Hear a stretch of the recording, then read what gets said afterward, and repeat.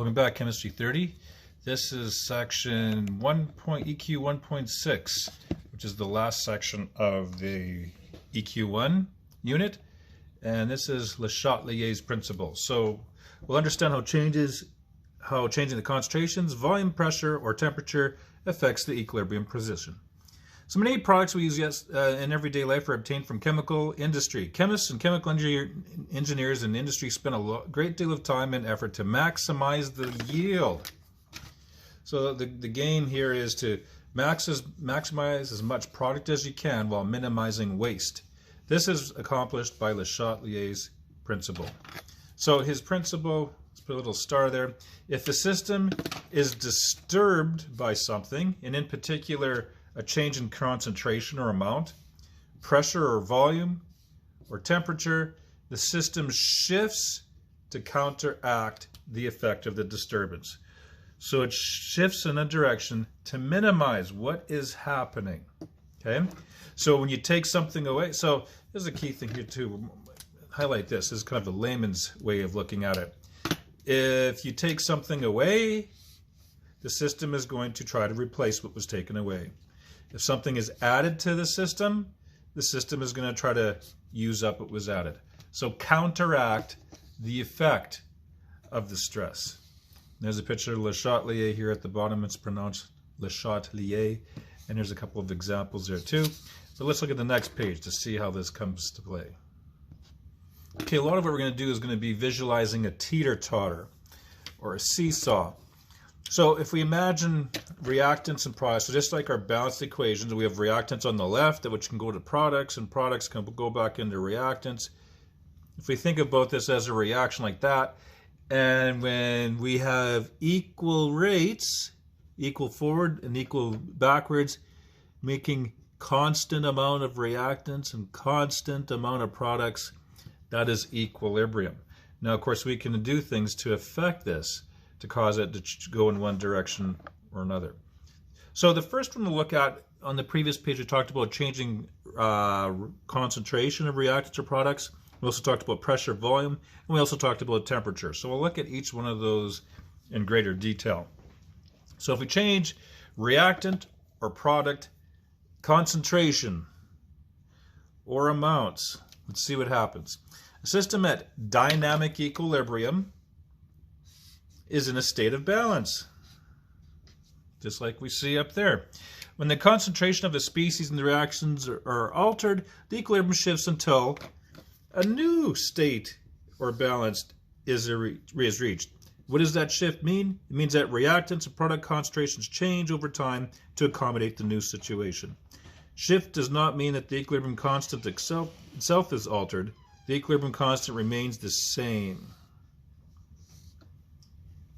Le Chatelier's principle states that the shift is in the direction that minimizes the effect of the original change. So if something was added, it's going to shift in the direction that uses it up. Or if something is removed, it's going to shift in the direction that replaces it. And we'll see that through these examples. Therefore, if a chemical system is already at equilibrium and the concentration of any substance is increased, whether it's reactant or product, it's going to try to use it up.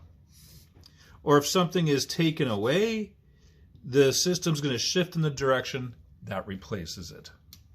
All right, so if you look over here, again, we'll look at the process of the formation of ammonia. So 1 nitrogen gas plus 3 hydrogen gases in equilibrium with 2 ammonia gas molecules. As seen in the graph below, the initial equilibrium is established not until H2 is added to the system. Or sorry, as seen in the graph below, an initial equilibrium is established until we see here we add a bunch of H2. So if we take a look at this graph, so it was an equilibrium, it was flatlined, there's a constant amount of H2, a constant amount, and this one I guess is a different one here. This is actually, let's just change this to coincide with this. It's weird that I had a different, so 2HI, HI, there.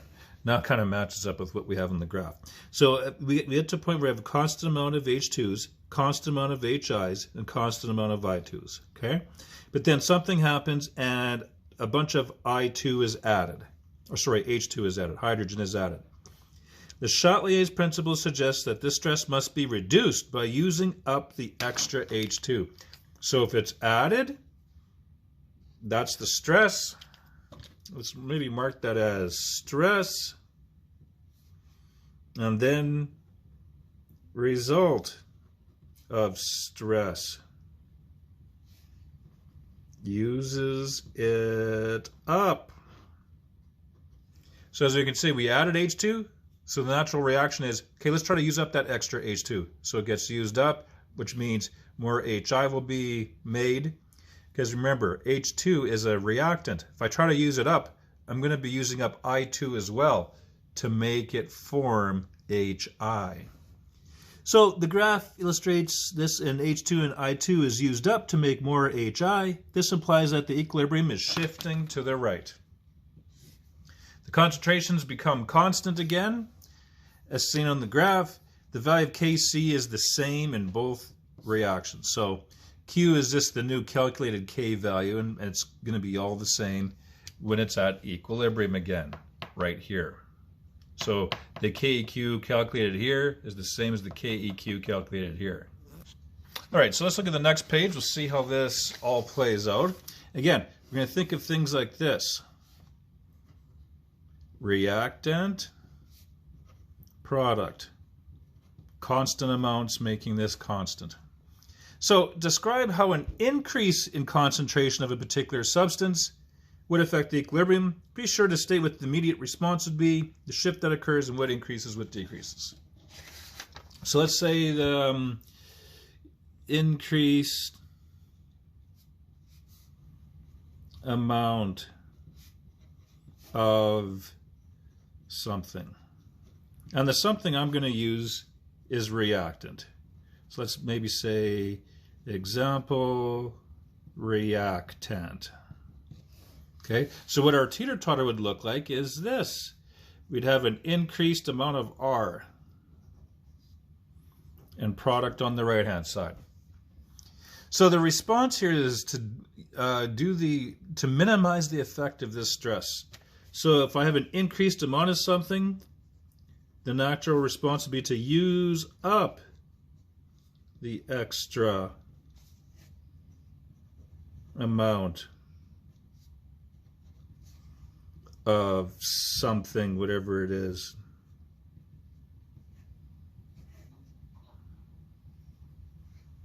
So in our example, use up reactant. And we do that by shift in direction that uses up substance. So in our case, if I want to use up reactants, it would shift to the right. So as we see here, let's resketch this. So we have all of our reactants, products. So we would want to move things this way, just like on a teeter-totter. You'd want to move things in such a way to make it heavier on the other side. Where it's too heavy, we try to move things this way. So we'd shift to the right, and what would happen here again is that reactants, products would be constant again. So what happens there is side shifted to will increase, and then side shifted away from will decrease. So side you're moving to will increase, side you're moving away from will decrease. All right, let's take a look at vice versa. Let's say if I removed something. So if I decrease the concentration of something. So let's look at the same thing. Let's say we had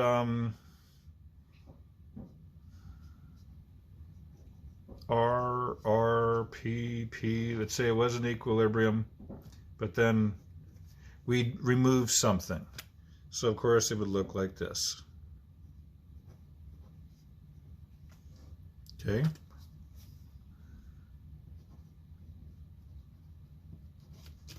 So in this case, we're decrease amount of something. And I'll use the same example here. Let's say we're manipulating the reactant. Reactant removed. Okay? The natural response is to replace lost substance.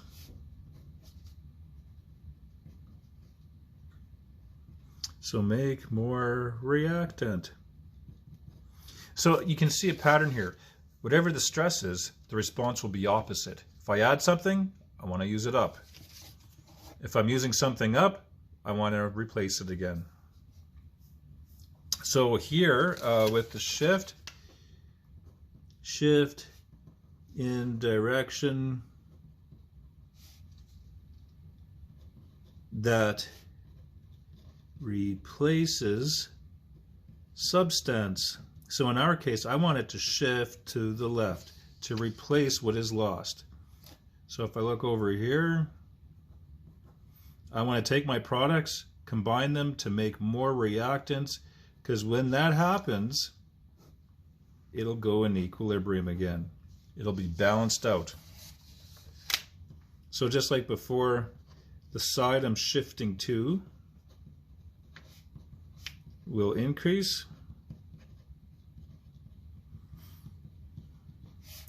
And side shifted away from will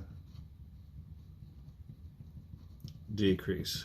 So it's going to shift to the left, and of course when I shift to the left, if I'm moving things to the left, it gets heavier here, lighter here, so it shifts so it's in equilibrium again. Again, try to envision that teeter-totter going back into balance. All right, we'll continue on with change in pressure and volume in the next video.